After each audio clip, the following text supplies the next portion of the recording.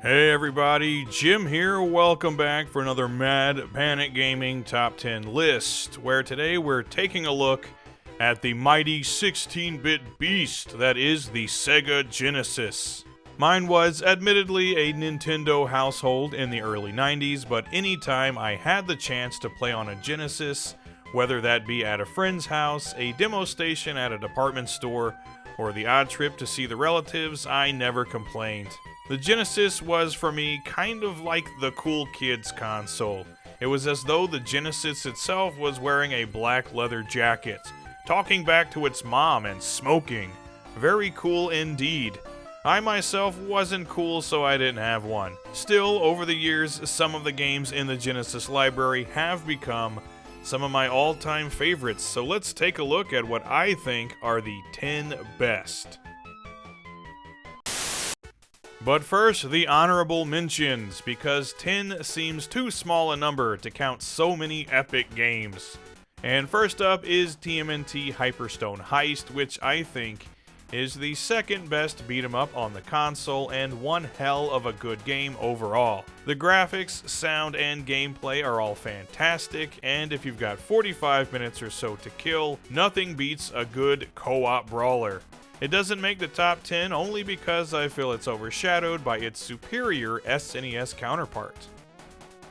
Next up, we have Troubleshooter, a fantastic shoot-'em-up on a console known for having a lot of great ones. This game is fun and challenging, and unlike a lot of shooters from back in the day, gave us characters and a story that was thoroughly entertaining. The mechanic of playing as two characters at the same time and being able to fire in multiple directions at once was especially cool. And this game is not in my top 10 because there is a superior sequel available, that being Battlemania Daigenjo, but I'm only including North American releases in this list. Otherwise, Troubleshooter is one of my favorite shmups on the Genesis.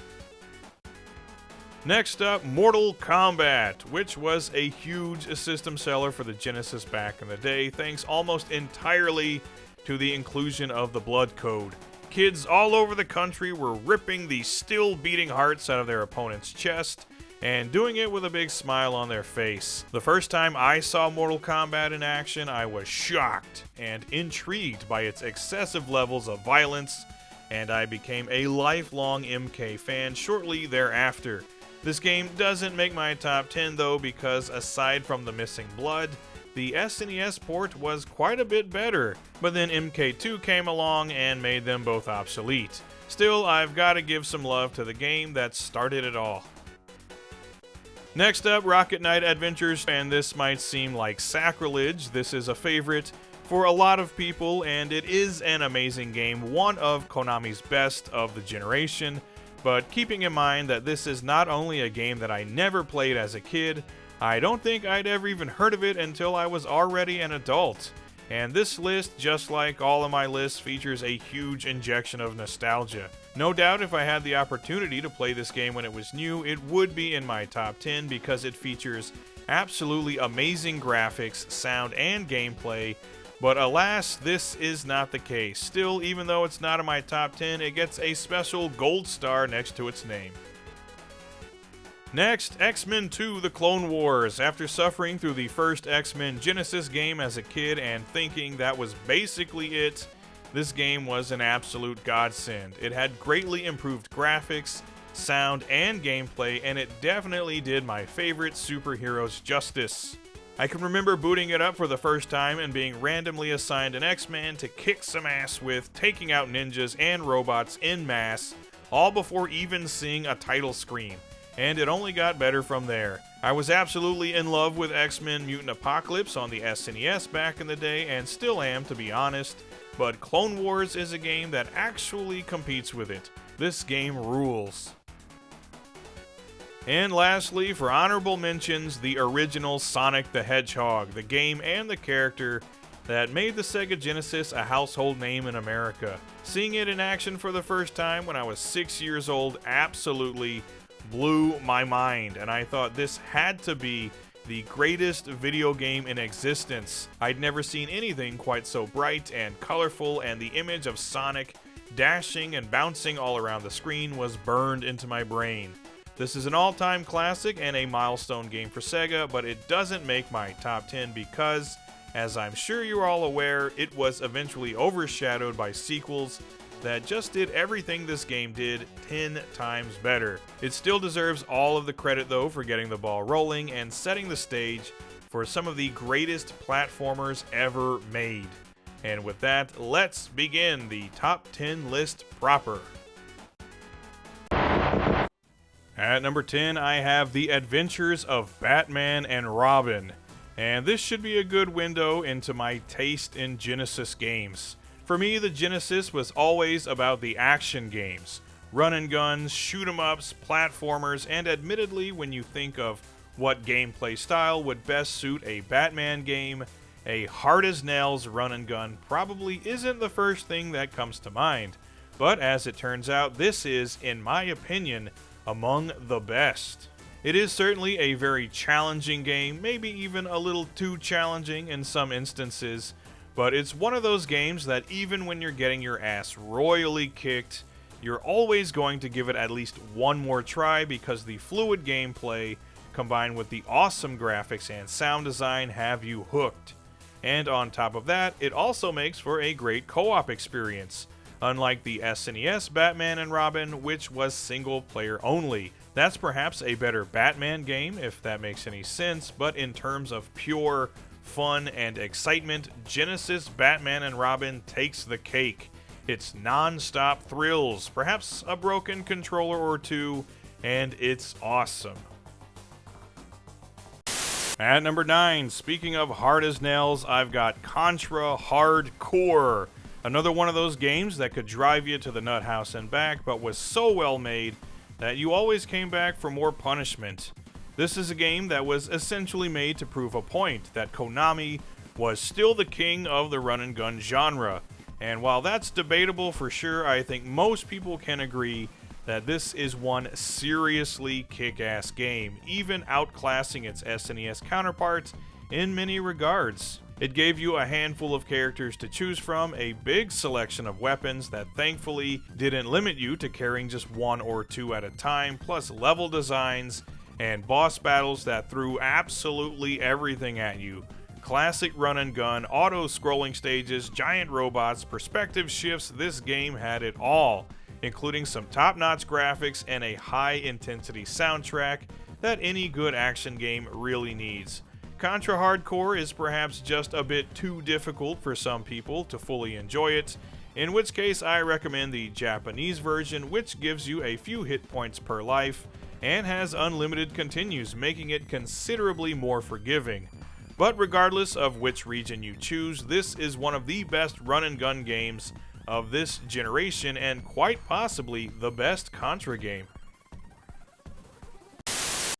At number 8, I've got Comic Zone, and this is one of those games that, as a Nintendo kid, I had to turn my head and just admire how cool this game looked.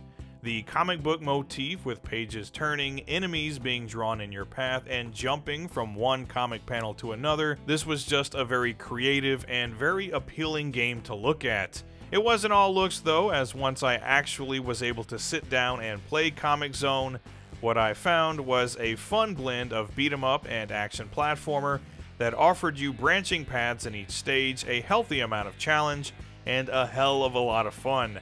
Eventually, once you've got the levels memorized and the enemies figured out, this is a very short game, potentially taking less than an hour to finish, but when my biggest gripe about a game is that it's too short, that's not the worst thing in the world. Great graphics and sound design coupled with awesome gameplay make this an all-time Genesis classic, and I definitely want more Comic Zone.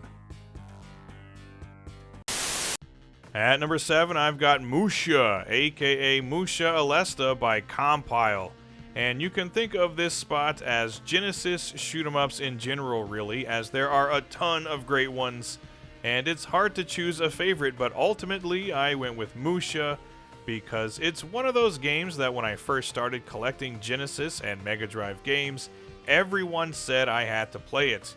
This game was held in the highest of regard along with other classics like Rocket Knight Adventures and Gunstar Heroes, and when I finally did play it, I wasn't disappointed. Musha offers some high-speed, intense, and very fun gameplay. You get a cool-looking mech suit, a bunch of kick-ass power-ups, and a visual style that blends feudal Japan with futuristic mechanisms of destruction. Very cool stuff indeed, and it must be said that while this can be a pretty challenging game, it features multiple difficulty settings and actually is more forgiving than some of the more brutal shmups on the Genesis. Again, there are a ton of great shooters on this console, but Musha strikes a perfect balance of challenge, fun, great visuals, and a seriously kick-ass soundtrack, and it quickly became one of my favorite Genesis games. At number 6, I have the ever so awesome Gunstar Heroes, and this is another game that I hadn't even heard of upon its initial release, but was told by many people that if I was going to start collecting Genesis games, this one had to be at the top of my list, some even going as far as saying that this is the single greatest Genesis game ever made. While I didn't think it was the absolute best, it's certainly one of the best, and it's easy to see why it's a favorite for so many people. It's a near perfect run and gun with great visuals, an awesome soundtrack, and some seriously fun gameplay. The stages seem to always be throwing something new at you, and the mechanic of combining weapon types to get new, even more powerful weapons was a stroke of genius, and a huge bonus is the ability to play through this game co-op. I'm not as high on treasure games as some other people, but this is a game that I just can't argue with. When a developer outshines Konami with their first attempt at a run and gun, you know it's something very special. Gunstar Heroes kicks some major ass. Next up at number 5, I have Streets of Rage 2, which I know might seem sacrilegious to some people. This is an absolute favorite for a lot of Sega fans, and they'd put it squarely at number 1, and for good reason. This is one of the best beat-em-ups ever made, and definitely the best on the console. It made a lot of improvements over the first game, which was awesome in its own right, and it's so good that when a third game was eventually released, there wasn't really anything Sega could do to improve on it. SOR2 was already pretty much perfect, and one of those games that's emblematic of the Sega Genesis. You can't really separate the two. The visuals are outstanding, the soundtrack is one of the best ever, and the gameplay is about as good as any beat-em-up could ever hope to be. You get 4 playable characters, each with an array of special attacks, plus plenty of weapons to employ, a wide variety of enemies and bosses to take on, and all of it is tied together with tight and responsive controls. It's an incredibly fun and occasionally very challenging game that gets even better when you have a friend to join in the action. It's not just one of the best beat-em-ups of this era of gaming, but one of the best games, period. At number 4, I have the one and only Castlevania Bloodlines. And as a kid, I simply could not wrap my head around the idea of there being a Castlevania game on anything other than a Nintendo console, and I was certain that there was no way it could be anywhere near as good as my beloved Super Castlevania 4. Well, after many years of playing this game, I still don't think it's quite as good as its SNES counterpart, but it's pretty damn close. In fact, there are some days when I'm in more of a Bloodlines mood, so I boot it up for another playthrough. This game blew me away with its frankly outstanding graphics for the time, and a soundtrack that, for lack of a better term, is epic. The classic Castlevania tunes sound great coming from the Genesis sound chip, and the original tracks are a thing of beauty. Of course, the main attraction, though, is the amazing gameplay that at once definitely feels like a Castlevania game, but also throws some fresh ideas into the mix. You get 2 playable characters, both with their own unique weapons and special abilities, interesting level designs, enemies both new and old, and boss battles that offer up plenty of challenge. In short, this is one of my favorite Castlevania games, and in my opinion is one of the best action platformers on the Sega Genesis. It's simply awesome. Next up at number 3, I have the absolute classic that is Sonic the Hedgehog 2. And this is where the list gets really difficult to put together, and honestly, depending on the day, these top 3 could really go in any order. The original Sonic the Hedgehog was a landmark game and gave Sega a whole new lease on life, but everything it did well, Sonic 2 does much better. The graphics are better, the stage designs are better, the gameplay is faster and features more variety, the special stages are much better, as is the music. The soundtrack in Sonic 2 is simply mind-blowing, and it's music that I'll never be able to get out of my head. And on top of that, the introduction of Tails and the ability to play co-op, even if it is somewhat limited, but also being able to race one-on-one via split screen, which was honestly a stroke of genius to include that. And what you've got is one of the best games of the 16-bit era. This is one of those games that if I'm bored and I want to play a game but I'm not sure what I want to play, I pop in Sonic 2. I might burn through the whole game or just play for 15 minutes, but either way it's still a blast. One of my personal favorite games ever. At number 2, I have the original Earthworm Jim. And I know this game was also available on the SNES, the PC, and the Sega CD, but just like Sonic, Comic Zone, and Mortal Kombat, this to me was, is, and always will be a Genesis game. In terms of graphics, sound, and gameplay, it's in my personal opinion that EWJ is about as good as a 16-bit game could ever be. The visuals are elaborate and detailed, in many instances feeling like a cartoon come to life. The characters are fun and memorable, the soundtrack is an all-time great, and the gameplay really is incredibly inventive and fun, being just a solid, straightforward action platformer for the most part, but throwing in some twists and turns along the way, like space racing against Psychro or a bungee jump battle against Major Mucus. It's all very enjoyable, and if nothing else, this game was definitely unique in 1994.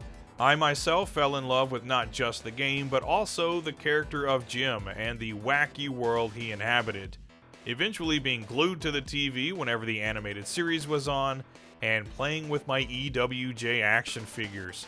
So this isn't just a great game to me, it's a piece of my childhood, and another one of my all-time favorite games. Regardless of what the future holds for the series, Earthworm Jim will always hold a special place in my heart. At number 1, and this might seem kind of predictable, but it's Sonic 3 and Knuckles, and what can I say, it's a classic for a reason. This is one of the best 2D platformers ever made. When I put together my top 10 SNES list, some people were shocked that I didn't include Super Mario World. Honestly, as a kid, I was never a huge Mario fan, and as soon as I got my hands on some Sonic games, that was pretty much it for the Italian plumber. Sonic was fast, colorful, fun, and cool, and this game to me represents the absolute pinnacle of what could be done with Sonic, at least at the time. The visuals are quite frankly stunning for the time it was made. The soundtrack is one of the best ever to come from a video game, and the gameplay was so epically awesome that I honestly could hardly believe it at the time. The stages were massive and offered up so much variety, but still gave you ample opportunity to do what Sonic does best: run fast as hell while the stage seemingly flies by you at the speed of sound.